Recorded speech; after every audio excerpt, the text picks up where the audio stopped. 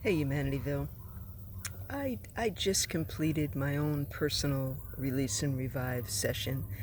And before I go into my workout for the day, and I'll show you what I'm doing here in a little bit. But as you can tell, I'm outside. I'm already in my bathing suit. It's already in the 90s, and I'm getting ready to do some labor out here without dropping the camera. And I'm doing it purposely so I can have like the sauna-like effect while I work. We haven't been able to burn a big fire because it's been so dry and hot. And I really like the sauna effect for my body. It's a good cleanse. But anyway, I digress. I'm I'm supposed to share with y'all where I'm at in my transformation. So Thursday, I will be home from my Matrix job for 7 weeks. And in the last 6 weeks, I've shared a little bit of my transition, feeling weird, being home. I've had some days where half the day I just felt like I did nothing, and I felt so much guilt and shame about that because I have been programmed my whole life that you must be productive, you must make money, and I I live with my husband who very much that is his program, and it has served him well his whole life. He has incredible work ethic, and he's incredibly disciplined, and it's just been so interesting as I knock the camera down again. As I learn how to become more disciplined, I continue to observe my husband, and his conundrum, his uncomfortability is feeling like he needs to just lighten up and not be so disciplined, right? And his work situation now has him working alongside someone that does that. It just kind of goes with the flow, and my husband's not used to that. He's used to regimen, right? And today, for example, the way I do things is, I prefer to get up between 3 and 5 in the morning. I've been walking a couple of miles, first thing about 3:30 in the morning.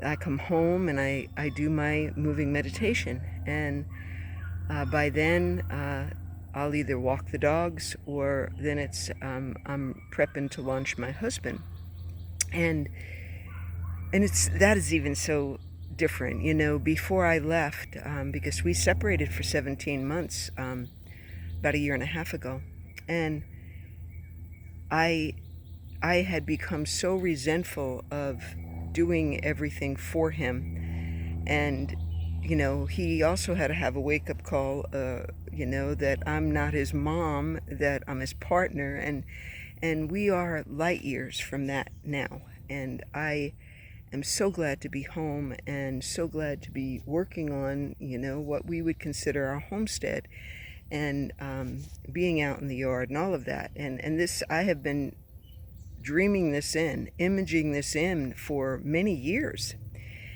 And but the dynamic now has changed because we're in about a 6 week period where my flow of income has ceased, and my quote unquote retirement, I'm in no way, in fact, my true purpose is just now, in the last 5 years, it's just begun, and just starting to get traction and take momentum, and this is what I've always been meant for. So I'm in no way retiring, but I also know that I've paid into Social Security for over 50 years, and quite frankly, it's a system that is pretty fragile and is being dismantled. So I figure, let them give me back some of what I've paid in. And so that hasn't fully kicked in yet. And, because it's the red tape and they have to verify, and you have to go through all the hoops of waiting because they want to hold on to your money a little bit longer, right? So we're in that period. And so I'm observing my husband's anxiety and apprehension beginning to rise because he is a man's man, and it's his job to protect and to provide, and at the same time I'm watching his spirit man ease up, and he's beginning to speak out of his mouth, I'm abundant, I'm a rich man. He'll play songs along those, I'm a lucky man, I got a few dollars in a coffee can, that old country song. And so I can see almost in the physical even that he's beginning to shift his way of being, just like I am. And like, for example, today, so I've had days where I've fallen back into the lazy, well, I want to say lazy, just feeling so uncomfortable that I stymie myself. I feel stuck, and so I'm beginning to recognize that there is uber value in blocks of time where you're just being. Oh my gosh. And the world tells you, what? That's lazy. You can't just sit and be. I've had blocks of time where I'll come out in the yard and I'll sit on the bench or I'll move the bench where I feel like I like the chi, and just sit there. Like when my husband leaves for work, I'll spend X amount of time. Sometimes it's 10 minutes, sometimes it's an hour and a half. And I'm beginning to ease up on myself and recognize that, just like I shared yesterday in yesterday's podcast about Tesla saying the best thing we can do is be alone. That's where creative ideas are born, right? So all of this is happening simultaneously, and then there are days where I just surrender. Now, almost every day I say, God, show me, I don't want to do things the world's way anymore. I want to do the opposite. So I don't want to wake up with my agenda. I want you to give me my 3 bullet points. What is the most important thing? So I'm beginning to discover that the days that I actually do that, and I don't literally feel like I have to, knock out a list. Now I know that part of that has to come too. But I'm just sharing how I am beginning to transition, and I'm not doing anything. It's organically, there's that word, but it's naturally, the true truth really is the transformation isn't anything I do. Now I have to choose with my free will and take steps in certain directions, yes, but really the true transformation comes from the Spirit of God. And I'm beginning to recognize that the more I recognize that and I ease into His hands, those days that I surrender, I look back and it's like this order just naturally occurs. I get up and I spend time with Him. That's the first thing I do. I've done full episodes on Matthew 6:33. That's what I call it. And if you don't know what Matthew 6:33 is, look it up.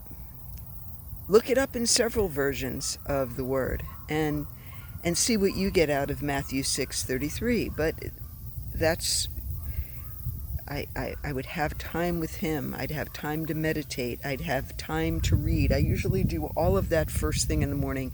It kind of sets the stage for my day, right? I would move my body, not just my moving meditation, which is what I would always start out with, but like what I'm getting ready to do, something physical, because I know that if I want to keep moving into my 90s, into my 100s, because I'm aiming for another 60 or 70 years, folks.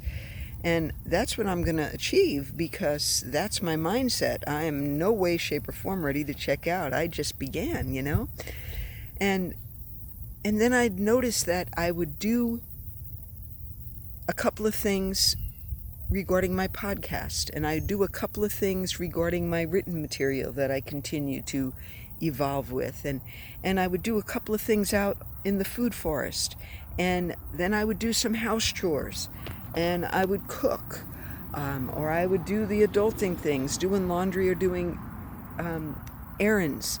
And then some days, like Wednesday, for example, it's just naturally falling into place that on a day that I teach in the morning and I teach in the early evening, that middle part of the day is for me to do home tasks, office tasks, quieter things that don't involve me getting sweaty and having to shower again, for example, right? I mean, it's almost like the natural logic of the way the energy flows.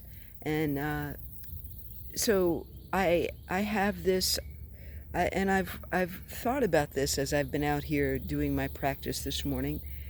At first it was more of the old way of doing things, and then it kind of leveled out, and now I find that I do more of the new way and less of the old. And so I'm beginning to understand that I'm anchoring in these new ways of being, as is my husband. For example, one of the habits, and I just got this today, which is why it's totally fresh. I mean, I just had this revelation just an hour ago, and that is about television. Now, my husband and I are both very aware of the programming that comes out of the boob tube. And for the most part, we are not very big TV watchers. Now, the background is my husband was very much a latchkey kid, and he pretty much was raised by the TV. He learned a lot from Schoolhouse Rock and Mr. Rogers, and they were a big part of his childcare. And so it's taken him longer. Now, I saw a huge shift in my husband in regards to TV and media when I was gone. He shared with me that he had huge blocks of time, and that's what he would fill it with first. And now he just, I see how much more he gravitates towards quiet. And that's really helped me, because my coping mechanism has always been this. The baby of 6 kids, if you wanted to be seen or heard, which I never really felt occurred, but you had to talk loud and fast and get everything in. And so I developed the habit of cutting people off and wanting to get the last word in and all of that. And I am evolving to be a more quiet person. And I know, I mean, as painful as it is, I honestly believe that that's a big part of the reason why my children have chosen to distance themselves, because they're trying to figure their lives out, and the only mom they knew was the one that would tell them what to do all the time. And I think I was pretty overbearing at times, and I think that they just wanted to be free of that. And I have to honor that, as painful as it is, So all of these things are happening at once. And I will absolutely tell you that even 5 years ago, especially in regards to my kids, I would be tore up from the top to the bottom, and just in such pain and not understanding why my children wouldn't want to be around me. And it's taken me years to recognize that I have already sat with myself and recognized that I did the best I could. I was a kid having kids, and I had to forgive myself, and I had to stop living in guilt and shame. And now there are the consequences, the quote-unquote karma, the collateral damage has come back and smacked me in the face numerous times, 5 times, 6 times, 7 times with all 7 of the kids. And it's tough, but that is part of life. And then Roger's going through his own scenario and suffering about his children, and because it's a hard pill for him to swallow, that a lot of his actions in prior years are the reason that the kids don't come around as well, because they remember that Roger. And so it is. So anyway, I share all these little pieces of the Wilson evolution. And this morning, when we got up, my husband said, man, I tossed and turned all night. And that was the revelation I got. And it's because we get on the recliner after we eat dinner, and we put the TV on. And we try to watch good stuff, but it's still the TV. And I have recognized as I'm out here this morning that habit, that way of the world, is beginning to dissolve naturally. What happens, for me, I sit next to my husband on the other recliner because I want to be next to my husband. And he'll put something on, and pretty much within the first 20 minutes, he's dozing. And so what I do is sometimes I turn the volume way down or I mute it. But I'm already either reading a book or I am in my happy place. And I have learned that I can have this background static, but I'm not even there. And now what's occurring is my husband's starting to put the two together. And so he said, yeah, he was talking about the recliner and how he woke up off the recliner and he really couldn't get back to sleep. And then I'm watching him struggle with the old Roger, because the old Roger's go-to for anything, frustration, anxiety, apprehension, overwhelm, the first knee-jerk response is anger. And that was a learned behavior. And so more and more, because he had to recognize that that's what absolutely dismantled the family for a year and a half and put him completely by himself with just our fur babies. And so he's recognizing the ways that he used to be that have to go. And anyway, so he was hitting one of those walls, and I was observing that this morning because he was cranky. He hadn't slept a whole lot, and he was going to work today, and I was teasing him. I was saying, well, he works with a guy named Tony, and I said, I need to be praying for Tony today, don't I? And he kind of looked at me, and he knew what I was talking about, and we even prayed about it, and I prayed super on his natural, and I kind of reminded him to watch his mouth today, and he said, I know. And this is the battle between the years.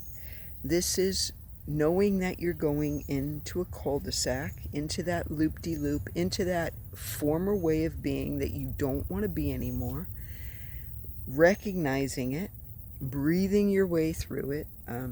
One of the other things that Raj doesn't like to do is all the technical stuff, all the banking, all of it, and I used to do all of that, and that is not my forte. Money is not my forte. I could care less about money, and yet right now I'm struggling I'm taking on his anxiety because I'm watching him now take the load of my bills as well, that for the next 6 weeks I won't have income coming in, right? And it's just an incredible dance. 1 step forward, 2 step back. And so instead of adamantly saying to myself, I have to do my routine, and I didn't even realize I was doing it. That's why I think it's important to share it, because it just happened naturally, and I'm recognizing it in hindsight. And instead of opening my books across the table from him, or hustling around because I wanted to get outside and do my movements or whatever. No, I stayed with him. As I made my breakfast, I was surrounding him with love and light. I felt like he needed the energetic support this morning, and it didn't have to be verbal. I didn't have to say, oh, I'm sending you energy or anything. That's a bunch of crap. That's ego. And I'm sharing this because maybe a husband or a wife can recognize that they're seeing a pattern, and maybe if they chose a different route instead of reacting, and instead just be quiet and observe, you might come up with a different outcome. And so anyway, and then he launched, and I ended up doing things kind of in reverse. I had some house chores to do. Technically I should have been outside. The world would tell me, why did you wait and do chores at the middle of the day in the heat? Well, I like the heat. That's my favorite time to be outside. I love the sun. And so I did some stuff in the house, and then I came out and did my movements. And so I just felt like I needed to share so that you understand that some of the things that you're going through, some of the questioning that's going on in your mind, certainly for me, stepping away from that job, I am still having those old Terry thoughts. Did I do the right thing? What the F are you doing? And then my higher self is going, keep going, just keep going forward. One step forward, Teresa. You've got this. You've got this.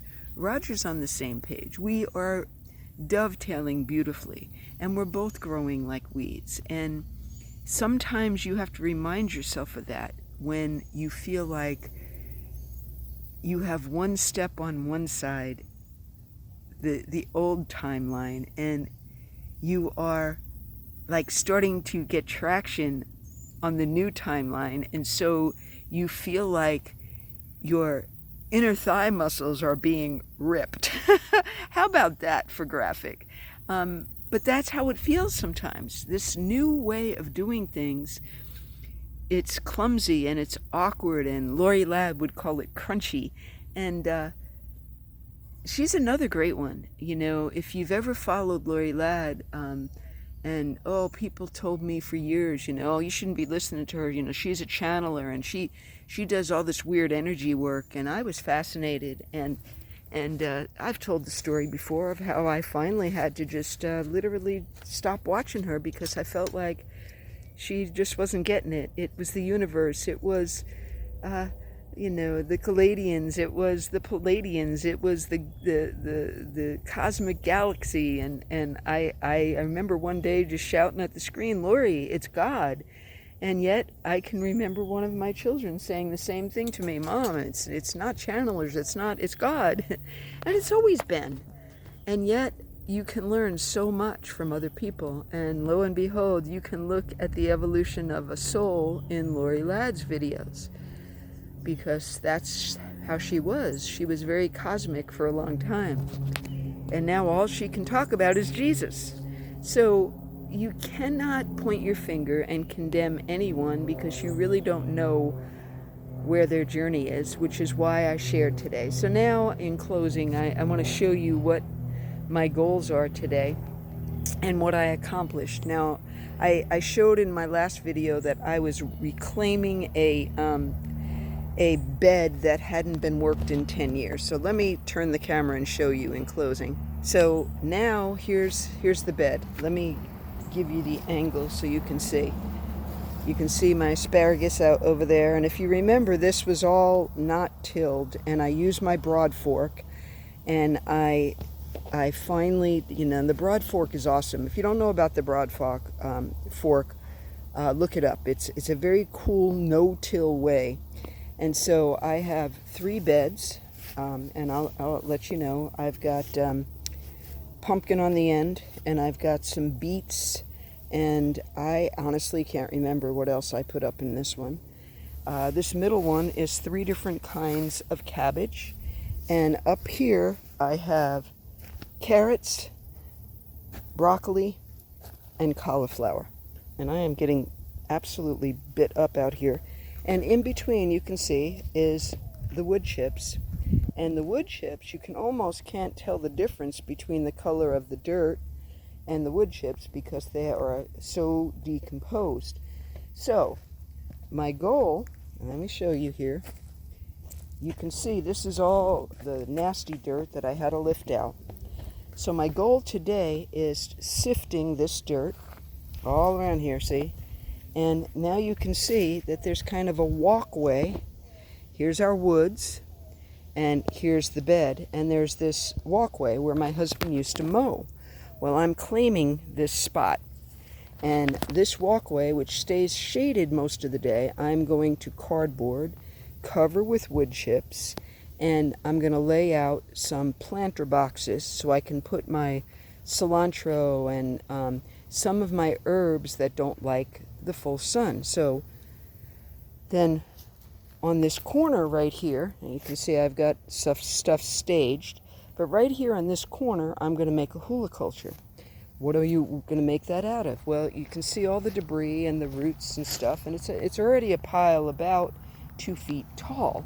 So after I take all the nasty debris, the fabric, the weed fabric out, I'm going to make a circle right here on the corner, right?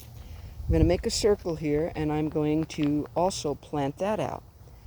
So today, before I start sifting, I'm going up here to the wildflower garden. Now this is literally, so up here, this garden here, the wildflower garden, on top of my septic tank was where it started. And then the second project 10 years ago was this bed.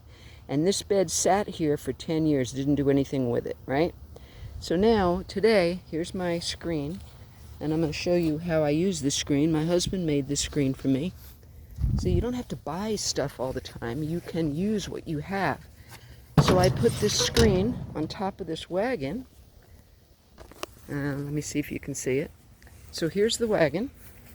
My husband put sides on it, and sheet metal mechanic that he is, I've got a metal liner so it doesn't fall out. And then he made me a rack.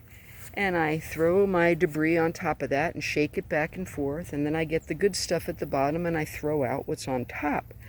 So when I get off of this video, I'm going to come over here, and first I'm going to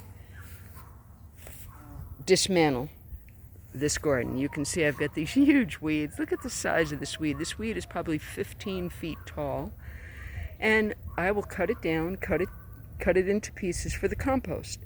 And I am going to completely strip this down because we're getting ready, and you can see this literally is a septic tank lid. See, here's the lid. And once they come and empty it, then all of these, see, I had to pull up, this was surrounded by rock. That's why you see all the rock up.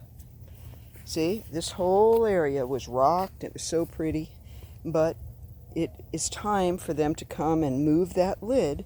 So it's time for me to reclaim, clear out all of this, add new soil, and then replant everything for the fall, so that come spring, the wildflowers will be, rooted good again. It'll have nice new soil in it.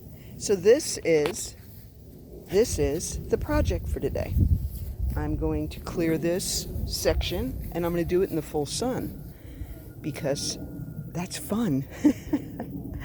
So, on that note, I hope I've encouraged you to continue on your evolution dance of transformation. We are all evolving, and just like this septic tank full of weeds and debris and rocks, we can absolutely transform it, just like I did with this bed over here. Now this bed is going to produce our fall vegetables, and I'm proud of myself that I did it.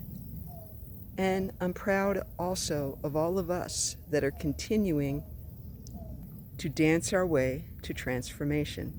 So I hope you are full of great health and vibrant energy today. And of course, I pray that you have peace.